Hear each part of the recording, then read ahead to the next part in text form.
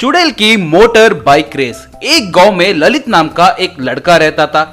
एक दिन सुबह एक घर के सामने एक आदमी अरे रे मेरा बाइक कहाँ गया, दिख नहीं रहा है कहकर यहाँ वहाँ ढूंढने लगा। हे भगवान, किसी ने मेरा बाइक चोरी किया है कहकर सर पकड़कर रोने लगा। आसपास के लोग उसके पास आकर उसे दिलासा देने की कोशिश कर रहे थे। ये क्या भाई, हर दिन किसी न किसी के घर में बाइक चोरी हो रहा है। कौन चोरी कर रहा है पता नहीं चल रहा है। वो पुलिस वालों को कई बार कंप्लेंट देने के बावजूद भी उन्हें वो पकड़ नहीं पा रहे हैं। ऐसे हर दिन किसी न किसी के घर में बाइक चोरी होता ही रहता था। और दूसरी तरफ ललित एक नया स्पोर्ट्स बाइक खरीद कर घर लाया। घर में पत्नी से, देखा मेरा नया स्पोर्ट्स बाइक कैसा है? ओ जी, हमें अभी नई बाइक की जरूरत क्या है जी?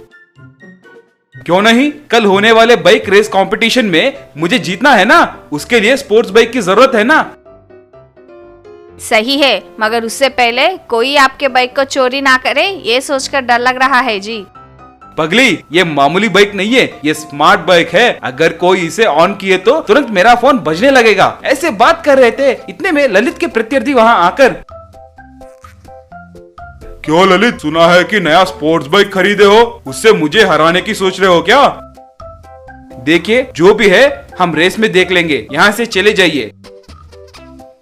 तेरा कॉन्फिडेंस क्या है रे? तेरे छोटे से स्पोर्ट्स बाइक से तुम मेरे स्पोर्ट्स बाइक को हराओगे क्या? वैसे तेरी गाड़ी सिर्फ 1 लाख की होगी, मगर मेरी गाड़ी 6 लाख की है। तेरे गाड़ी से मेरी गाड़ी की कैपेसिटी ज्यादा है, और एक बार सोच लो कहकर वहाँ से चला गया। उस रात ललित यहाँ वहाँ चलते हुए कुछ सोच रहा था।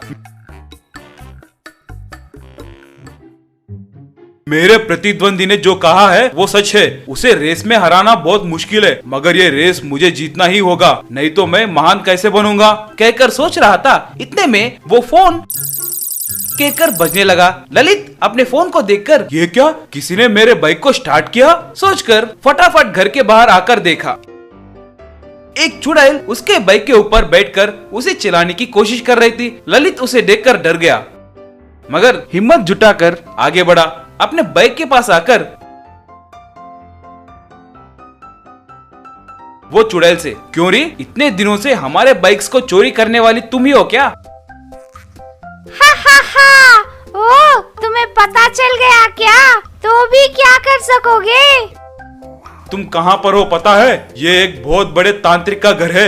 मैंने वो तांत्रिक को तुम्हारे बारे में बोला है, वो थोड़े ही देर में आते होंगे। तुम्हें जल्द ही एक शीशे में कैद करके गर्म पानी में डालकर मिर्ची नमक डालकर उस बोतल को आग में डालेंगे, तब पता चलेगा कि मैं क्या कर सकता हूँ। चुड़ैल डर कर, अय्यो, मुझे कुछ मत करिए, मुझे रेसिंग बहुत पसंद है, इसलिए आपके गांव आकर नए बाइक दिखे तो उन्हें मैं चोरी करती हूँ। क्या तुम एक रेसर हो? तो मेरी मदद करो। अगर तुम मेरी मदद करोगे तो मैं तुम्हें छोड़ दूंगा। क्या है मोलो? कल होने वाले रेस कंपटीशन में मुझे ही जीतना होगा, उसके लिए तुम्हें मेरी मदद करनी होगी। बस उतना ही क्या? ठीक है, मगर तुम्हें सब देखेंगे ना। उसकी चिंता मत करो, मैं किसी को नहीं दिखूंगी। अगले दिन रेस में सब लोग अपने स्पोर्ट्स बाइक को लेकर आए। ललित भी आया। चुड़ैल तब ललित के पास आकर, देखो मैं तुम्हें आवाहन करूंगी, तुम डरना मत कहकर चुड़ैल ललित के अंदर घुस गई। रेस शुरू हुआ। ललित बहुत तेजी से बाइक चला रहा था।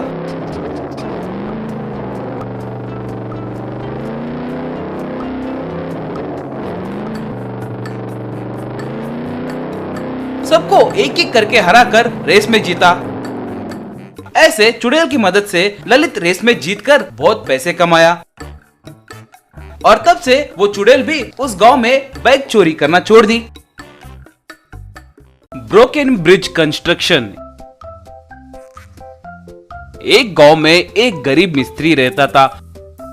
वो बहुत मेहनत करके अपने बेटे रणदेव को शहर में सिविल इंजीनियरिंग पढ़ाया।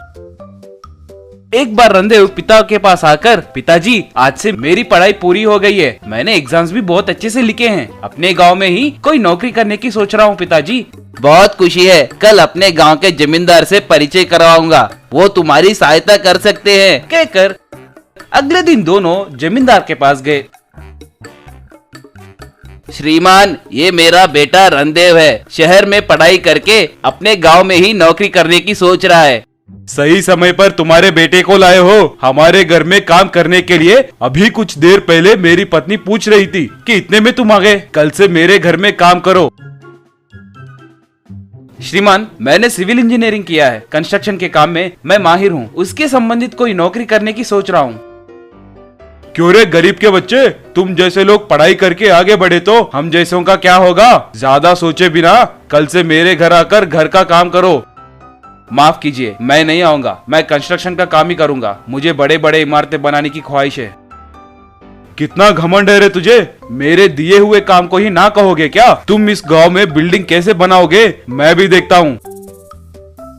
अगले दिन रणदेव एक कंस्ट्रक्शन साइट को जाकर उसके मालिक से, श्रीमान, मैंने सिविल इंजीनियरिंग किया है। मेरा नाम रणदेव है। आपके कंस्ट्रक्शन साइट में कोई काम है क्या? ओहो, रणदेव तुम ही हो क्या? सॉरी मिस्टर रणदेव, तुम्हें मैं नौकरी नहीं दे सकता। मगर सर, मैं बहुत अच्छा काम करता हूँ सर। हो सकता है, मगर तुम्हें नौकरी दिए तो हमारी जान जाएगी, समझा करो, कहकर चला गया। ऐसे रणदेव कई जगह कोशिश किया, मगर किसी ने भी उसे नौकरी देने का साहस नहीं किया। उस शाम रणदेव के पिता रणदेव से, रे, हमारे गांव में तुम्हें कोई नौकरी नहीं देगा रे। बेकार में तुमने उनसे पंगा लिया। मुझे तुम्हारे बारे में सोचकर बहुत फिक्र हो रही है। आप घबराइए मत पिताजी, मैं देख लूंगा। वैसे पिताजी, हमारे पास एक जेसीबी था ना, वो क्या हुआ? वो अब कहाँ है? हाँ रे, मगर उस समय वो बहुत पुराना हो गया। कोई भी उसे रिपेयर नहीं कर रहा था, इसलिए मैंने उसे छोड़ दिया। अब वो जेसीबी कहाँ है पिताजी? हमारे गांव के रेलवे स्टेशन ब्रिज के नीचे है रे। रणदेव उस ब्रिज के नीचे जेसीबी के लिए ढूंढने लगा। तब जेसीबी दिखी। रात भर बैठकर वो जेसीबी को रिपेयर किया। अरे, बहुत अंधेरा हुआ है, आज रात इस जेसीबी में ही सो जाऊंगा, कहकर पूरी रात उस जेसीबी में ही सो गया। अगले दिन सुबह ट्रेन ब्रिज के नीचे से जेसीबी में जा रहा तो ट्रेन ब्रिज को देखकर, अरे, ब्रिज कंस्ट्रक्शन बहुत कमजोर लग रहा है, सोचकर जेसीबी से उतरकर ब्रिज को देखने लगा। अरे रे, ये ब्रिज तो जैसे मैंने सोचा उससे भी ज्यादा कमजोर है। ये किसी भी वक्त टूट सकता है, कहकर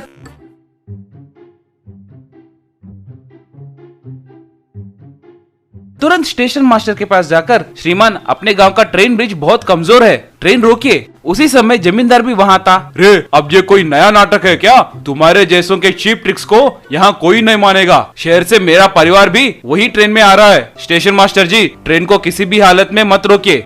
सर, टाइम नहीं है सर, मेरी बात सुनिए, कहकर उन्हें मनाने की बहुत कोशिश किया। फिर भी स्टेशन मास्टर उसकी बात नहीं सुना। ठीक है, मैं ही जाऊंगा, कहकर वहां से निकला।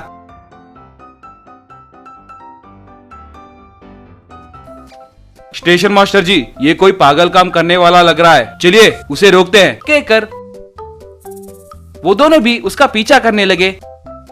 इतने में ट्रेन बहुत तेजी से आने लगा।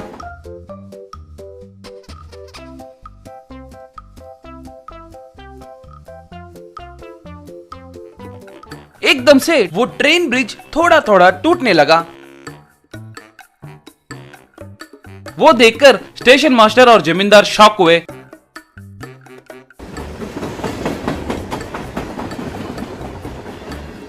तुरंत रणदेव जेसीबी चलाते हुए फटाफट ब्रिज के ऊपर आकर जेसीबी की मदद से वो ब्रिज को ऊपर उठाया। ट्रेन अच्छे से वो ब्रिज को पार करके चली गई। स्टेशन मास्टर तब रणदेव के पास आकर, रणदेव, मुझे माफ करो। आज तुमने मेरी नौकरी ही नहीं कई लोगों की जान बचाई है। बेटा रणदेव, मुझे माफ करो। तुमने मेरे परिवार की ही नहीं कई सारे परिवारों की जान बचाई है। मेरे घमंड के वजह से मैंने तुम्हें बहुत तकलीफ पहुंचाई है। अब से हमारे गांव में कंस्ट्रक्शन के काम सारे तुम्हें ही सौंप दूंगा। ऐसे रणदेव गांव को और वो ब्रिज को बचाया।